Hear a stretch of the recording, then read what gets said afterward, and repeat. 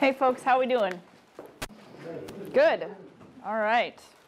So it was a beautiful day, or it is a beautiful day, isn't it? So I will talk at you for about an hour, and then get you on your way. But the best thing that I can ask for you to do is to ask questions or talk to me as we're going along, so that we can learn from each other a little bit as much as we learn from me talking at you. Okay. So my name's Mykel Taylor. I've been in the Department of Agricultural Economics for about 8 years now, and time flies, but we've already seen some change. We've got the old guard here, and then you were introduced to the new guard in terms of county agents. So I've been here long enough to see some changes like that happen. Let's see, I am originally from Montana. My husband and I moved down to Kansas in 2002. And we were here for a couple of years, then we left for more schooling. We went out to North Carolina. Then we were in Washington State for a few years, and then a position opened up here in Kansas, and we were very happy to get the chance to come back.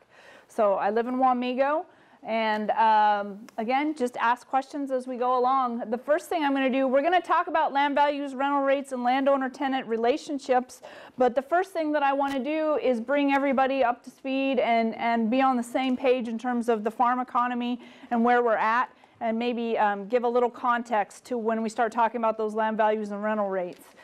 So what I'm going to show you here, is a chart from the Kansas Farm Management Association data. This happens to be for north central Kansas, but the chart is going to be pretty similar no matter where out of the state that I show you. So starting in 1999 and through about 2007, when it came to returns to wheat, corn, beans, and milo, we were breaking even or losing about 10 or 15 bucks an acre for the average farm. So we had some folks that were doing better and some folks that were doing worse, but this was sort of the normal years. And then, starting in 2008, commodity prices went up, and we started making money. And we were making north of $50 an acre on most of our crops. Now, what do farmers spend money on when they've got money to spend? Tractors. Okay, yeah. And land. And I had one gentleman try to tell me that he spent it on his wife, and I called bullshit.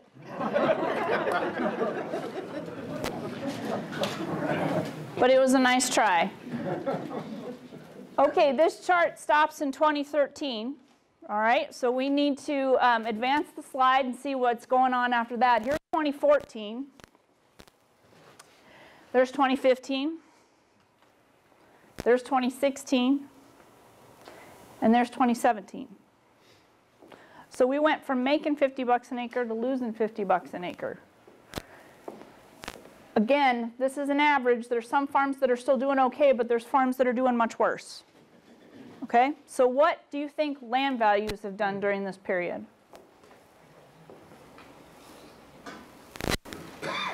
They've gone down. Not a lot, but they have gone down. This is net farm income for, the green is for the crop side and the blue is for cow-calf operators. And what you can see is that in 2014, we had 130,000 net farm income statewide. The very next year, it was 5,500.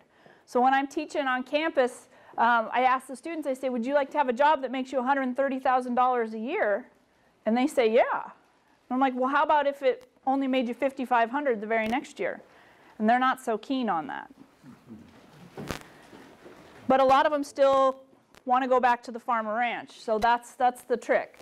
Here's how it varies. That we'll take 2017's number for the cropland side was about $65,000. But you can see there's a lot of variability by region of the state. We're in the south central part of the state where our average net farm income in 2017 was about $30,000. The updated numbers for 2018 will come out May 1st. So what is causing the variability across region of the state in net farm income? It's not commodity prices. Production. Yeah, yields. That's where we see the variability. When we've got decent yields, when we've got above average yields, these commodity prices are manageable. If we've got average or below average yields, then we start to have problems.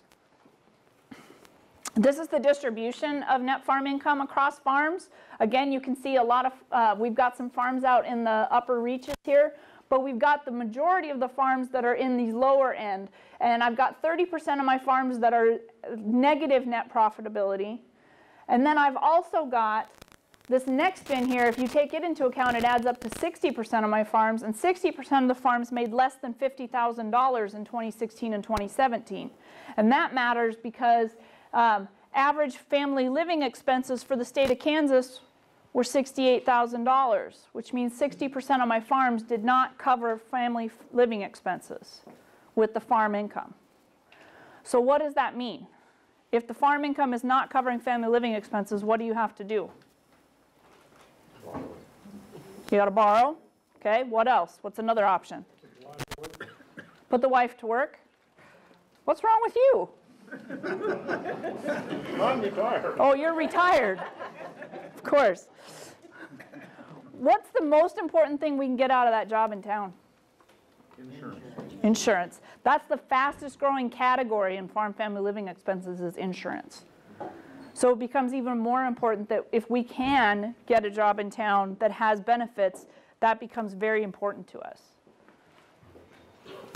This is bankruptcies filed by Kansas farms. In 2018, we had 35 statewide.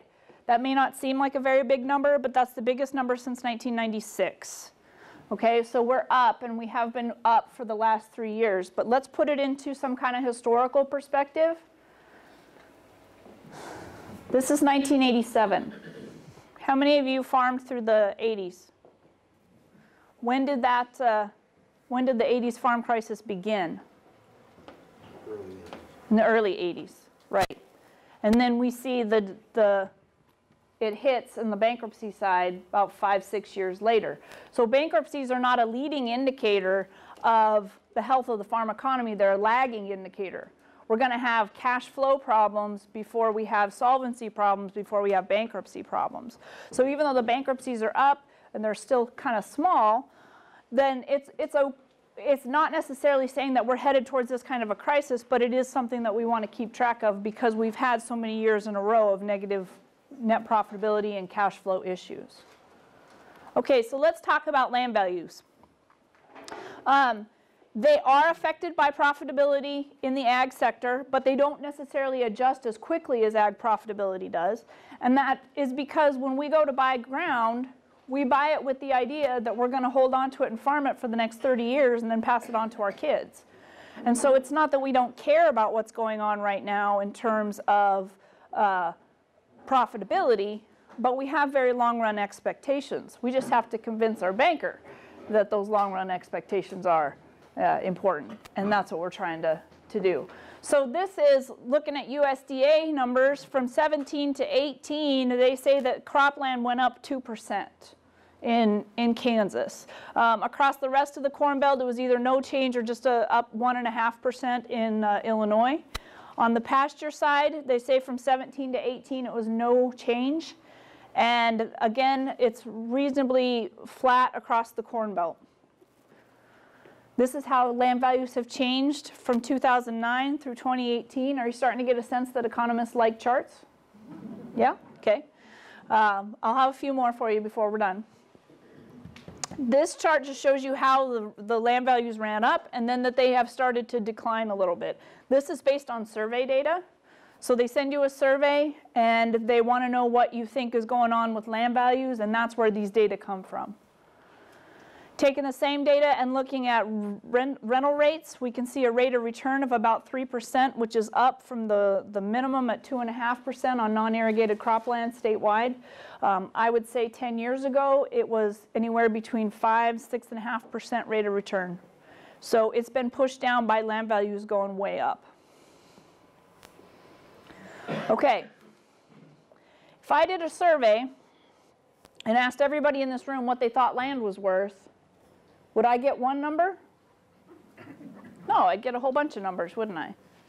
And I'd have to average them out, and those numbers would be impacted by how much you knew about what was going on in the land market locally, right? If you were buying and selling ground, or a realtor, or if you've been paying attention to the auctions.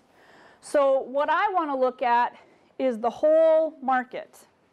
Not in a survey, but all of the land sales in the market so that I can get a sense of what's been going on, not just at auctions, but at the private treaty sales as well.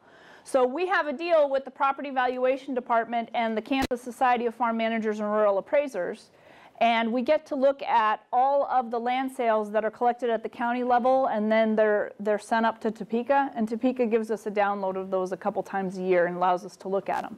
So that's what we're going to talk about.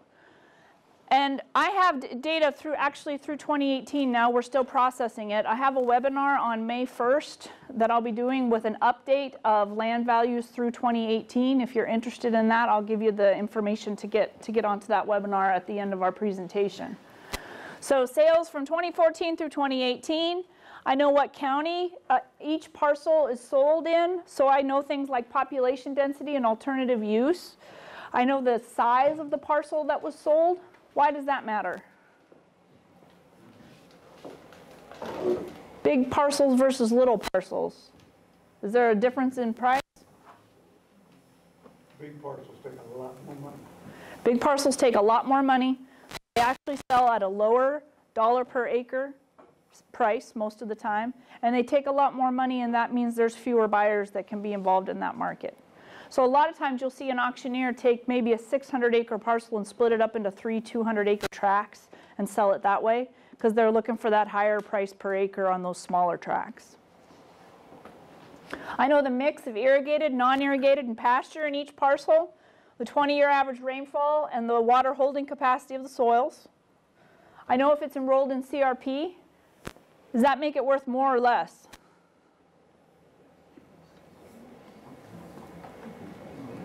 Probably more right now.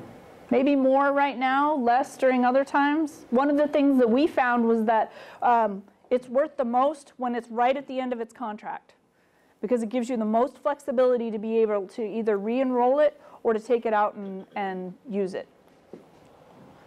I know the value of improvements, so I remove those to get a bare land value. Parcels under 40 acres are omitted because I think that those are likely to go into somebody putting a house on it and just having some acreage. And Johnson and Wyandotte counties are not included in the analysis. So on average, I've got about 150 acres per sale. 4.3% have CRP contracts and 25 sales per county per year. And that's important because, again, that's looking at the whole market. Because when we're at the coffee shop and we're talking about land sales, well, what do we talk about when we're at the coffee shop? Other people, right? Okay. But when we're talking about land sales, what do we talk about? The highest one we've heard of, right? And so I want that whole market. So that's why it's important that I have plenty of sales here. The other thing I wanted to show you was that the total number of transactions occurring by year has declined about 30% over the last 4 years. In 2014 and 2015, we had a lot more sales. But you could put a piece of ground up for sale and you could still get a really good price for it. Then starting in 2016 and definitely in 2017, sellers were discovering that they could put a piece of ground up for sale, but they weren't getting for it what they were getting a couple of years back. And so if they didn't have to sell, then they were pulling back and having no sales at auctions or just not selling through private treaty. So we saw a decline in the number of sales. Now I can't look at no sales from auctions because if it didn't change hands, it doesn't get recorded at the county courthouse and I don't get that information. But this is something that we're tracking just to see the supply of farmland. What would cause an increase in the supply of farmland?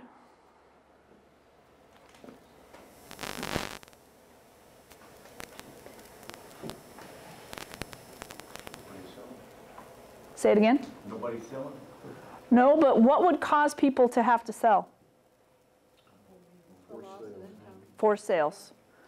Restructuring of notes that might require selling off a parcel in order to make that restructuring happen.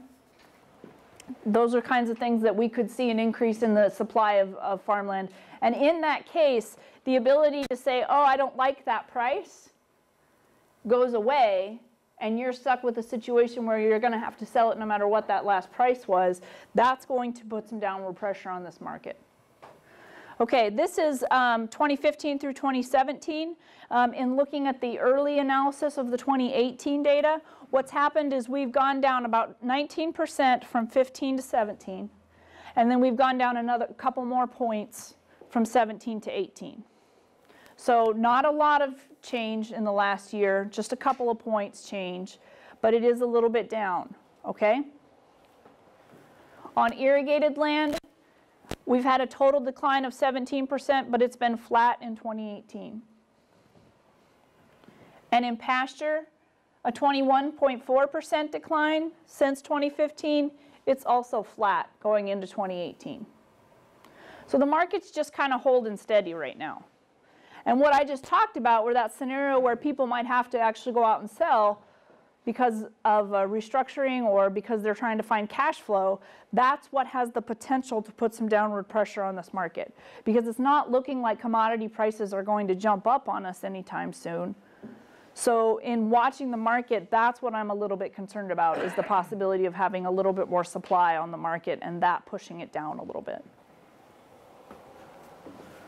Okay, how many of you have been to agmanager.info?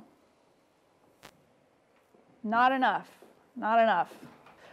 If you have your smartphones and you want to pull them out, or if you want to write this down, agmanager.info is a website that we have for the Department of Agricultural Economics. It's where we put all our information on land and leasing.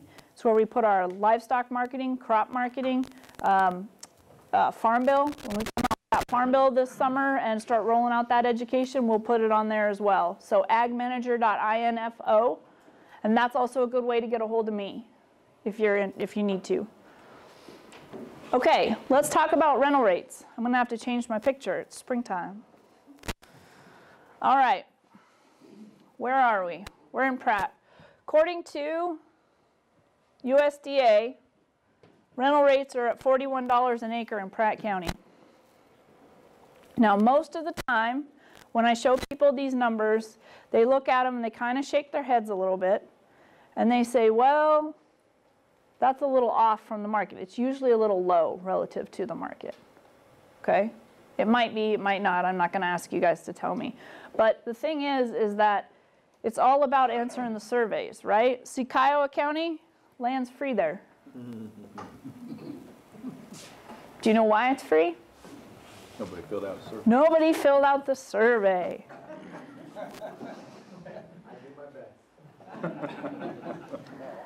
And the thing is that this is what I want you to do. Well, this is what I know you do. I know that when you go out to the mailbox in the morning and you open it up and you discover that the federal government has sent you a package, you get excited, right? Sure. Yeah. And in fact, what you do is you take it in and you sit down at the kitchen table and you say, you know what, I'm going to put off morning chores just so I can fill this out. Just like that, yeah. Just like that. Just like that. Yeah. Is that how you're going to do it from now on? If you say so. Yes, sir. That's right. I got another one for you here. Okay, so 41 in Pratt, 40 in Barber. Kiowa, I don't have anything. Do I have anybody from Stafford County? 42 and a half. Anybody else I'm missing? Okay.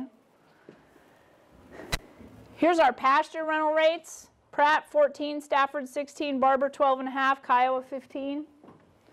These are price per acre. Let's think about that number for a minute. How do you come up with a number like 41? The way they ask the question is that they say, how many acres did you rent this year, and what was the total amount of money that you spent on that? And so what you're automatically getting is an average across all of your leased land.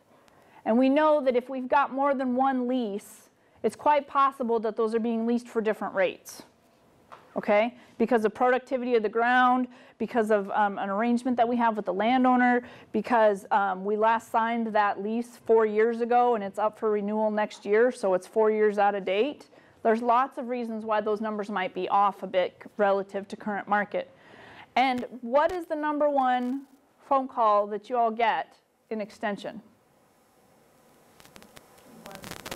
What's the going rate? Right.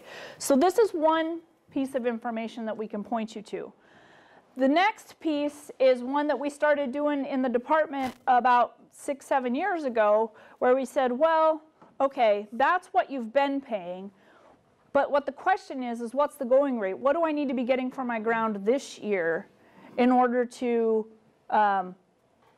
be profitable? Or what can I afford to pay for ground and still make a profit? So what I did was I took a K-State budget and went through all the cost of production and looked at what it would cost to run machinery at custom rates. I put in a labor charge for management. I put in expected yields and I used county averages. And then I put in prices. I used futures prices and adjusted them for basis so I had a local cash price. And when I did that, I figured out how much profit was left over. And that's profit left over after the farmer has been paid for running their machinery at custom rates. Okay? Let's take a look here for a minute at Pratt. In 2013, that number was probably still close to 40, the USDA number, because it just doesn't change very much. I said you could pay 55. The very next year I said, wow, it looks like you can pay 70. Who do you think didn't like me? And who do you think thought I was, kind of okay? The landlords. And I was incredibly naive. In fact, I took these numbers, the first place I rolled them out was in Scott City. Put the number on the board. The number was like $70, and their number there locally was like 45 or something like that. And I said, so do these numbers make sense? Do they look right to you? And if you see this gentleman sitting in the back row, kind of like this, a little bit scowly, that's how they all looked.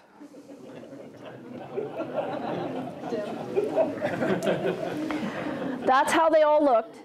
And it wasn't until after the meeting that I had somebody pull me aside and say, well, that's what we're bidding on new ground. That's not necessarily what we've been paying for ground, but in order to get new ground, it's really competitive, and that's what we're having to pay. But notice those were the good years. What happened in 2017? This isn't what you are paying, it's what you can afford to pay. The number's gone up a bit, which is good. Number's gone up, which tells me that, okay, maybe the $41, let's assume it's right, you're just shy of that at 37.5. Let's say you're paying 50 for ground, and that number's at 37.5. But what does it mean? What did it mean in 2017?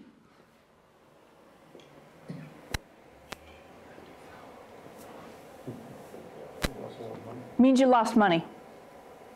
It means you were still paying your rent, but you lost money. And how did we lose that money? Well, remember on that budget, when I went through and calculated it, I was paying you custom rates for all your field work. So one of the ways you lost money was you weren't getting paid for your field work, for running your own machinery. You probably weren't getting a labor charge. Another way that we lost money, or that we made it work, was that some of you guys have owned land in your portfolio. And you were willing to take whatever you got off of that owned land and redirect it towards your rented ground so that you could make it work. Now, I can make some generalizations and say that older producers tend to have more owned acres in their portfolio, and younger producers tend to have more rented ground in their portfolio. And with that generalization, what does it mean in these situations where things are kind of tough for young producers? It's not going to be as many of them now, I would suppose. It's going to be harder. You're going to have to be better managers. Now, I've given talks like this around the state, and I've had people who survived the 80s come up to me and they'll say, don't end this on a down note, okay? Don't end it on a down note. And the reality is that there will be opportunities. There's opportunities in situations like this, because it's true, there will be a few operators that will let go of some land. But that means that if you're in the right place at the right time and you've been a good manager and you've got a good working relationship with your landowner, you might be in a good position to take on more land. That's the opportunity. This is just the volatility we've seen in ability to pay rent.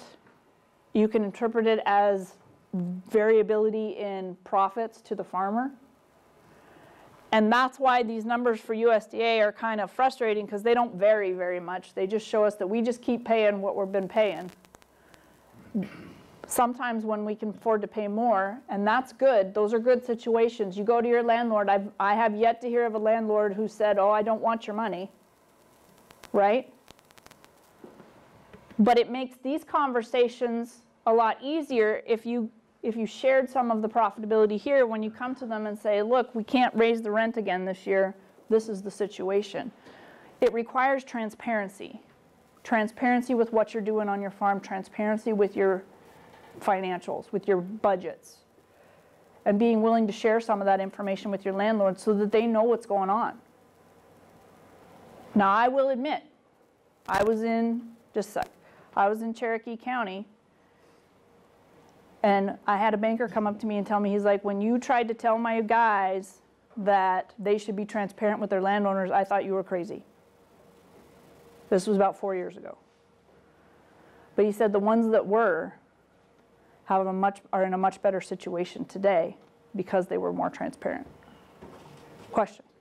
Have you done this kind of analysis on a crop share situation? The way that I actually calculate it is by calculating a net share. So I calculate a net share, which means that the landowner isn't paying any of the crop share or any of the inputs. They're just getting a share of the crop. So that's actually how I arrive at these cash rent equivalents. You haven't figured like a third, two-thirds split where the money's made? Where the money's made? No, I haven't done it quite like that. But I know you can lose money on a 1/3, 2/3. In years like 2017, farmers were losing money, and it didn't really matter what their arrangement was. Our crop splits figured budgets Okay. on those splits, and invariably, though the landlord comes out ahead on a third, two-thirds split on virtually every crop. In years like 2017, Well, or the more recent years, certainly. Yeah. Yeah. We've got to be having conversations with our landlords. I don't expect a landlord to take $12.50 because what are property taxes doing? Yeah, they're a hell of a lot more than that. So I don't expect landlords to take that kind of, to accept that kind of money, but I do expect that you guys can sit down and say, look, we're in business together, right? We're in business together because I need your land to make money and you need me to farm it and for you to make money. So how can we make this work together in order to get through some bad years?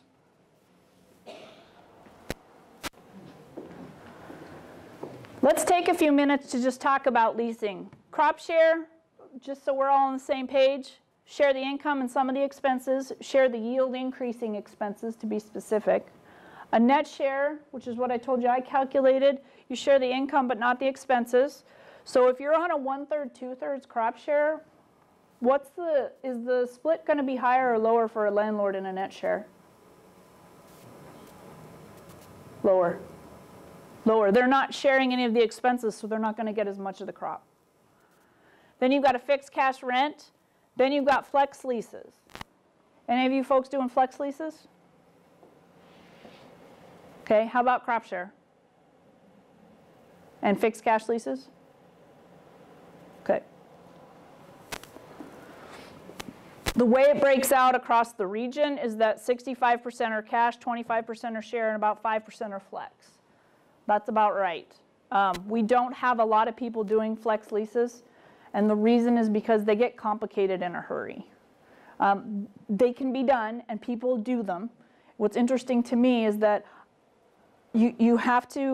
everybody has to understand, and by everybody I mean the landlord and the tenant have to understand fully how they work. I got a phone call from a landlord the other day who said, well, I've been having this flex lease for the last 3 or 4 years and it's just not working.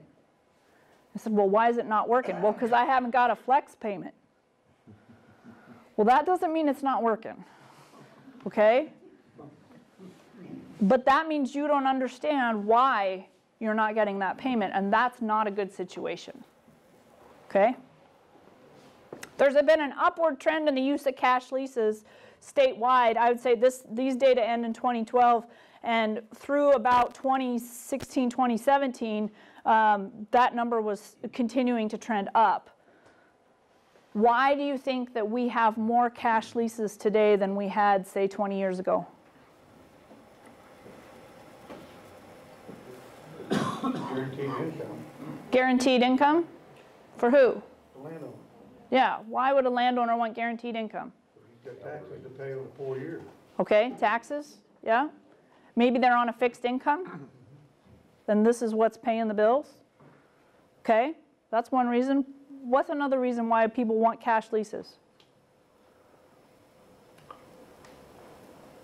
It's less work for the landlord. You don't have to pay the bills, don't have to. Okay, I don't have to cash flow bills. I don't have to understand splits. I don't have to even understand why you're spraying, what you're spraying. Who does that work for? Who likes an easy situation? The farming. A farmer. Retired. A lot of landlords. We're the younger generation that doesn't want, hasn't ever really been engaged in farming. Yes, that one right there. Generationally and geographically removed from farming. Okay? A lot of people inherit their farmland. That means that they're not necessarily a retired farmer. Okay? We rent a lot of ground from non-farmers. So landowners becoming generationally and geographically removed, producers trying to manage multiple leases or landlords. As you try to grow your farm or ranch, you get more leased land, you have more landowners. It starts becoming complicated trying to keep up with crop shares for all of them. Okay, so there's a point at which we reach where we would rather have cash leases. Nobody said anything about competition. It's a lot easier to go to a landowner and say, I'll pay you $5 more than what you're getting, than to go to them and say, I'm such a good farmer that a 1/3, 2/3 with me will pay you more than what you're getting with this guy. Well, how much more? Well, it's hard to know. So it's easy for us to try to outbid each other with those cash leases. It may not surprise you that men are the dominant gender of the producer groups, right? This is why the urinals broke in the men's bathroom, and I was just concerned we were going to have to share. But on the landlord side, we've got about 40% women. Does it matter when you're negotiating with a man versus a woman? Is that a loaded question? You bet it is. But does it matter? Sure can. It sure can. I had a gal in Concordia who, we were at a women in ag meeting, so it was all ladies, and we got to talking about some things, and she said, so you know what really bothers me is that my tenant only ever talks to my husband. He never talks to me. And that land was left to me by my dad, so I own it, and he knows that. And I was like, you know, how would you feel, talking to this gal, how would you feel if your young tenant drove up one day to the house and asked you, and just you, if you wanted to go for a ride? And drove you around the place and talked to you about what kinds of things they'd been doing on the farm and what their ideas were going forward, and just talked to you about agriculture.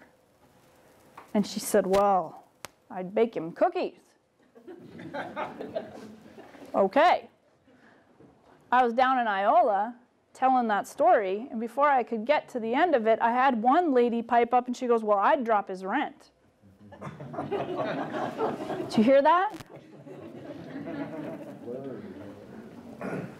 What does it take to go out of our way to make someone feel like they're a business partner? What does it take from us? Effort. A little bit of time. A little bit of time. It turns out, and I'm going back to you, sir, in the back row with your arms folded. Yeah. That you all are not as warm and fuzzy as you think you are. Farmers are not, all that time you spend in the combine does nothing for your communication skills, okay? Your wife has told you this.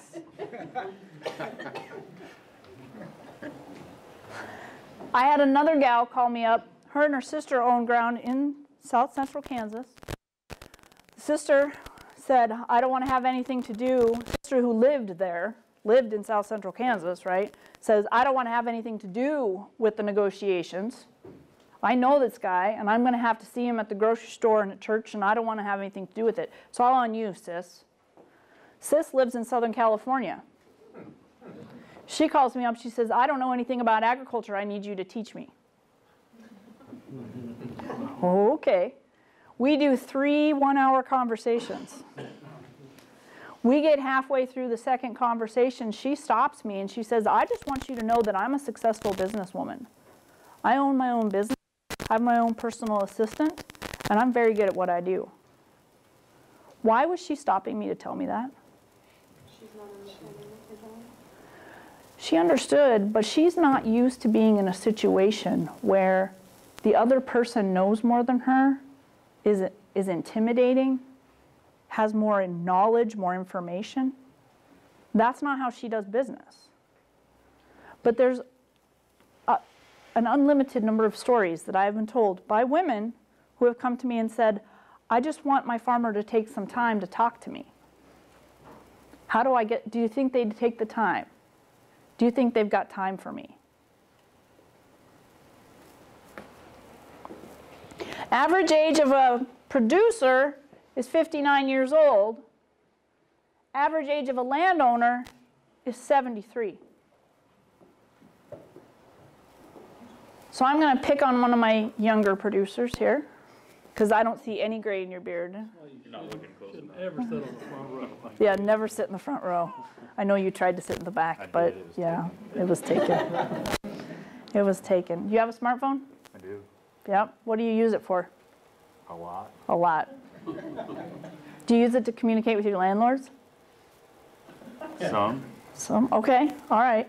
What do we all like to do the most with our smartphones? What's the one thing that we all do? We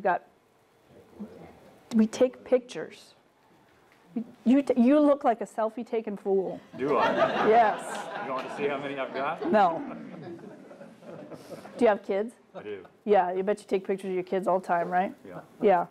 Do you ever take pictures of the combine? Do. Harvesting? Do you ever take pictures of the calves? Mm-hmm. Do you send them to your landowner? Some. So, they love that kind of stuff. Now, they might not have a smartphone. They might, but they might not, right? So what might we have to do? Mail. Oh, we might have to send it in the mail. I got a letter from a college student in December, and it was stamped on this side and return address on this side. And I worry about the future of America. Okay? But you can do it. I know how to send a letter. You know how to send a letter. You know how to send a letter. Okay, so we need to be communicating with them. And the ways that we can do that are whatever it takes to meet them where they're at. We can't expect them to meet them where we're at. Okay? You might be great at texting and emailing, but if they need a letter, send them a letter. Okay? If they need a website or a Facebook page, those are all things that you can do. I'm going to guess, sir, that this year you did not send out the family Christmas letter. Is that true? Did somebody send one out? Oh, no. But normally you would have, right? It was just an unusual year. Okay. You know, your spouse might be better at this communication thing than you are. We can employ them and get them to help with that. I had one guy come to me afterwards, and he's like, you know, my daughter's in college now, and she wants to be involved in the farm. I think I might have her put together a newsletter and send it out to our landlords. And that's a way to start bringing her in so that she can understand what's going on. And she's better at doing stuff on the computer than I am. Where do they live? quarter of them are on the farm, quarter of them are in the same county, a quarter of them are in the same state, and a quarter of them live out of state. They live out of state. Lots of issues with that. One is that we have to be really good at communicating with them, okay? Because it's easy, the person that lives down the road, we can just drive down on our way to town, stop in and say hi. That's easy. It's harder when they live out of town or when they live out of state. We have to work a little harder. America is fascinated with food right now. That's great for agriculture, and that's a challenge for agriculture. Because there's people talking about food that don't have the first clue where food comes from. Okay? And when one of my growers called me from out by Colby and he said, I've got a new landlord and they don't live anywhere around here and they've never been on the farm, but they want me to grow organic wheat. I said, well, you've got a challenge ahead of you. Maybe you need to explain to them that you do conservation tillage and that you do other things that are beneficial for the environment, but you don't necessarily grow organic wheat, and maybe you can help bring them along in that respect, as opposed to losing the ground because you're not willing to grow organic wheat. Inherit versus purchase. We've got a slight majority of folks who have inherited their ground versus those who have purchased it. Do you suppose that people that purchased their ground treat it a little bit differently than those that inherited it?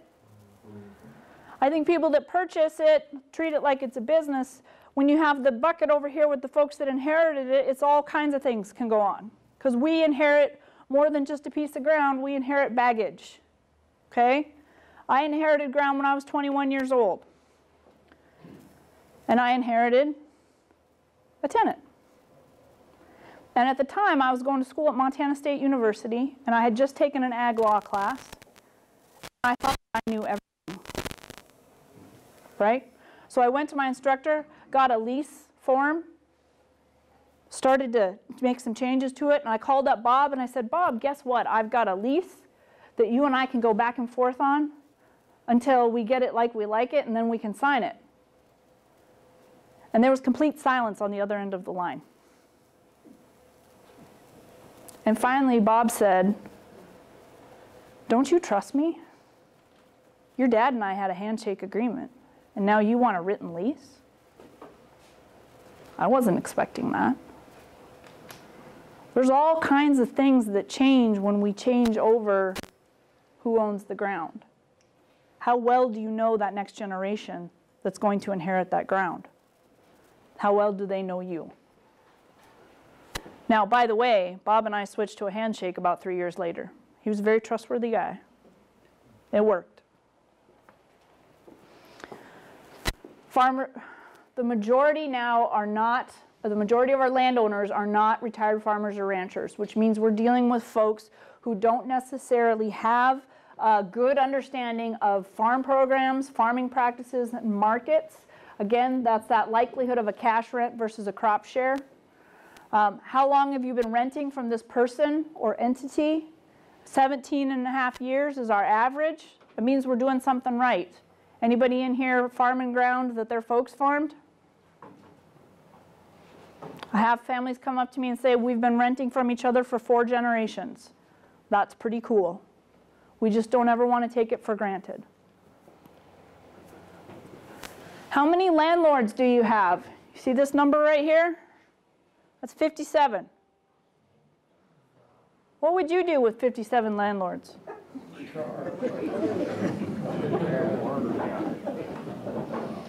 Well, when I talked to a guy in Miami County who had north of 90, he said, I do a newsletter. And I take the check, and I put it in the newsletter, and I put it in the Christmas card, and I drop it in the mail. But that was how he kept up with all 90 of his landlords.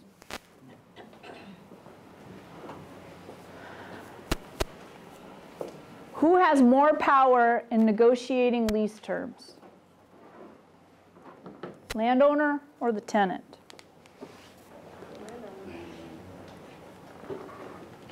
How many think landowner? Raise your hand. How many think tenant?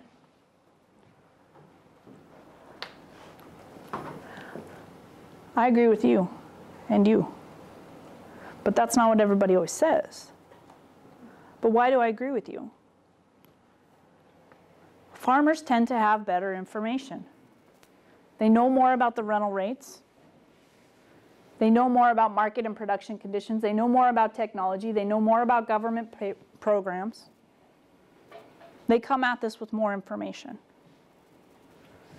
Landowners tend to have the land. That's absolutely true. But oftentimes we are reluctant to take action. One of my coworkers was out in Scott City doing a lease meeting very similar to this, and he had a lady come up to him afterwards, and she said, you know, after listening to you talk today, I think I need a new tenant.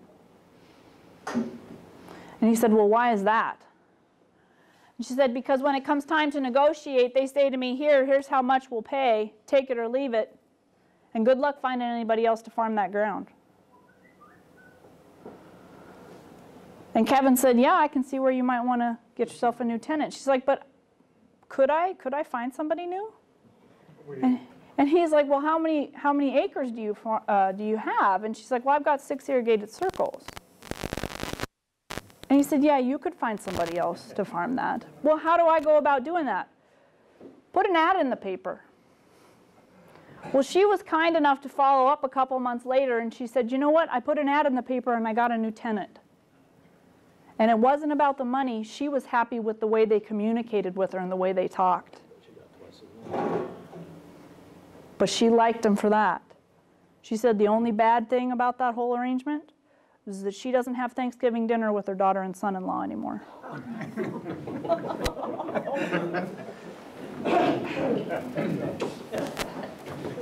Okay.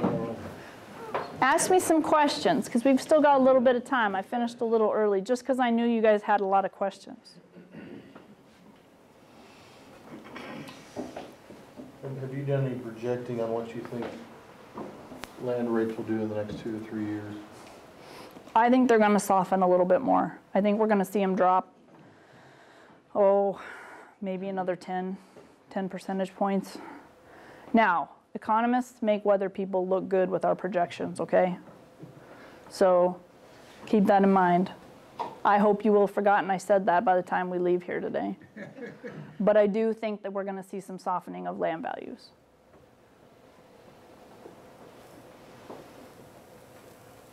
I don't think anything's going to fall off a cliff, but if I were to show you a chart from what the 1980s boom and bust looked like, from its peak, we lost about 50% of the value of that land by the time it bottomed out and started heading back up again. We've already lost 22% of our non-irrigated cropland statewide.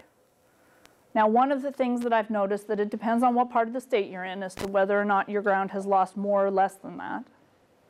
And the other thing that's happened is that good quality farmland has not lost its value nearly as much as lower quality ground. When we were in the run-up, we were willing to bid on anything that we could farm.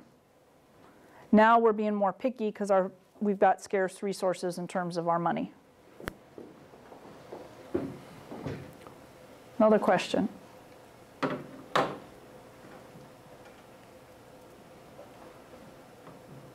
You guys are so polite and quiet. How does the flex payments work? I mean, do they work just if you have a great crop that, you know, there's additional, or does it work the other way too? If you have a 5-year lease and profits are down or negative, does it work the other way also? Does it work the other way? Okay, so every flex lease I've seen is as different as the people that put it together. So there's no hard and fast rules about what it does. Most of the time that I've seen them, they have a base cash rent that it doesn't go below. So it only flexes up.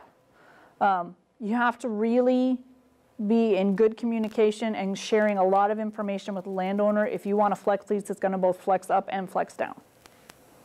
Because it was like the guy that called me where he said it's not working. How's he going to feel if it's flexing down? But there are some that do that. Would then a flex agreement compared to a straight cash rent, would the flex agreement maybe be just slightly below the farm par? I would set it below. So if, let's say, cash rent's 50, I would set that base payment in the flex, say at 40. And here's some psychology for you. I think that the more often that it flexes and that your landowner gets a payment, the happier they are. So I'd rather set that base payment a little low and have a more generous flex so that it comes in, even if it's hitting 50 most of the time. They're saying, hey, I'm getting 40 plus a bonus. You hope it hits 60. You hope it hits 60, right. Everybody's hoping for that. But that's kind of the psychology of it, I guess, is how I would describe it. I know it's supposed to be straight economics, and we could sit down with a spreadsheet. The hard part about flex leases is anticipating all the potential things that might happen. You know, I had a couple of guys come up to me who are landowner and tenant, and they both said, you know, we started with this flex lease, we went about 2 years with it, and then we discovered that it was really screwing the tenant.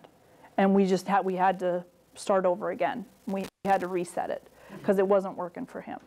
So they had a really good relationship where they were willing to come back and say, I'm not going to hold you to this, even though we said it was for 3 years, we're going to change it. But again, these are all reasons why we only see about 5% of the leases. So. It's hard to deal with some, I have found out it's harder to deal, especially with some of the older landlords. They are not willing to try new crops or anything. We've been in a wheat milo rotation, you know, we don't want to change from that. Yeah. You know, and you can show them the numbers. That's hard. You can show them the numbers, but You can show them the numbers. Yeah, and you know, I love having a mixed group like this. I know that I've got both producers and landowners in the room, and I try to say things to where both of you will kind of see it from the other person's perspective. But it can be really hard. Some people are not open to change. And it can be really hard to get them to change, and you may not ever be able to. And it may be the kind of thing where you need to work with their heirs, and that's going to be where the change happens. do you think you'll see the point with less people? I mean, we're all getting bigger, whether we want to or not. We have to survive. I can see in the future that marginal land that's probably too good to go into CRP, but you can't make it on farmland. I think we'll have land out here that will not be rented someday. In the not too distant future, I think that's possible. That's possible. There's ground that is not profitable to farm. Yeah, right now, why would you want to take on any kind of margin for it? Right. A couple years back, when things first started heading south, one of the questions, you guys remember Terry Castens? He was one of our extension economists, and he told me, he said, the question that you have to answer for people is, how long can I afford to lose money on rented ground? And I wanted to name the workshop that, but we figured nobody would show up. So we changed it. But that was the question we were trying to answer, and we got some pretty creative answers on that. You know, one person said, what it comes down to is you better know exactly what it costs you to farm every field you have. So that if it comes down to you saying, I think I'm paying too much for this ground, you can look at the numbers and you can say, yes, I'm paying too much for this ground, and it's not profitable to keep it in the mix. Now, what you do with that information, you can continue to subsidize it in the short run because you think things are going to get better, or because you can't afford to lose it based on your machinery cohort, or you let it go. But it's never the piece of ground that's located the furthest away from your operation, and it's the, you know, rockiest, worst ground. The one that you're probably losing money on and paying too much for is the one that's located just across from your home place. And you know if you walk away from it, you're going to drive past it for the next 20 years. Right? That's right. But at some point, we have to make decisions based on business and not on emotion. And that's where being a really good farm manager right now is paying off for some folks. Yes, sir. What's going to be the effect of, I'm talking supply tenants that are good managers, well financed, can do a good job, that can't be increasing. Oh, how old are you? 35. You look like you're 16. Let's just go with 22. Because there's a lot of people out there that want to rent it, but there's a lot of people that can't manage it and can't finance it, Sure, and can't get the work done. sure.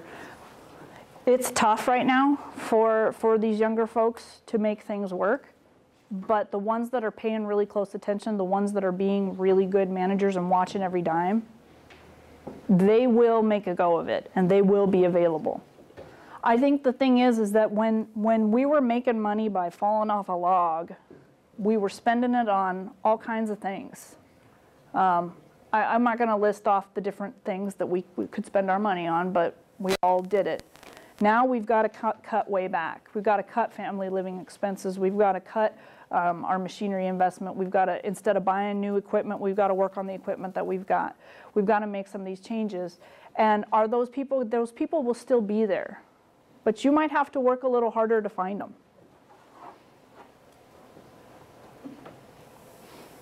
See that thing there?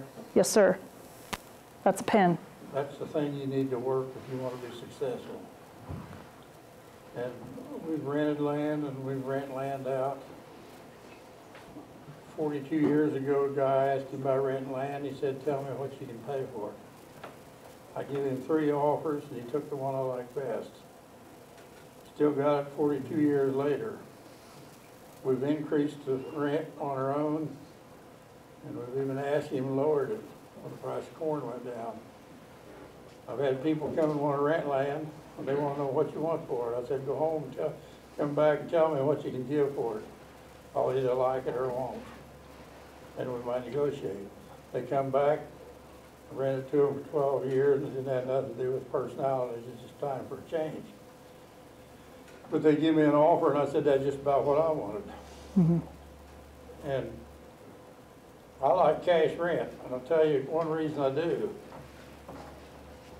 But you got to figure out, you got to have good bankers sometimes.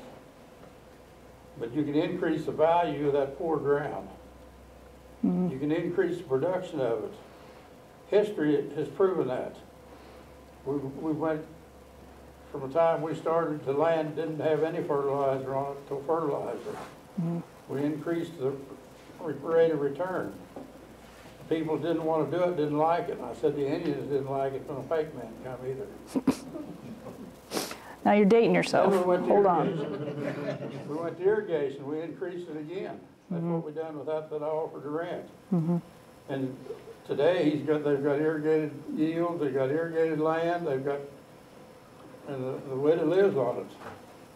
But you just don't cut yourself short. Now we're in a phase of soil health. That's going to increase. It's going to make water less valuable than it has been in the past.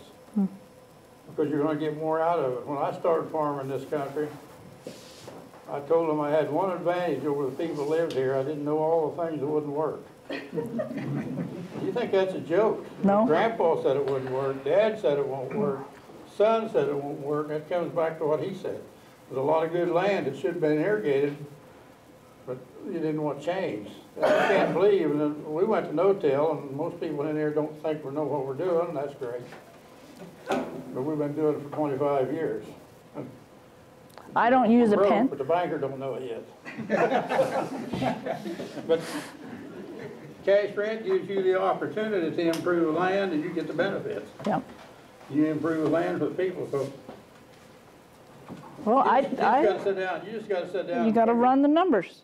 I thank you very much. I agree with you. I personally.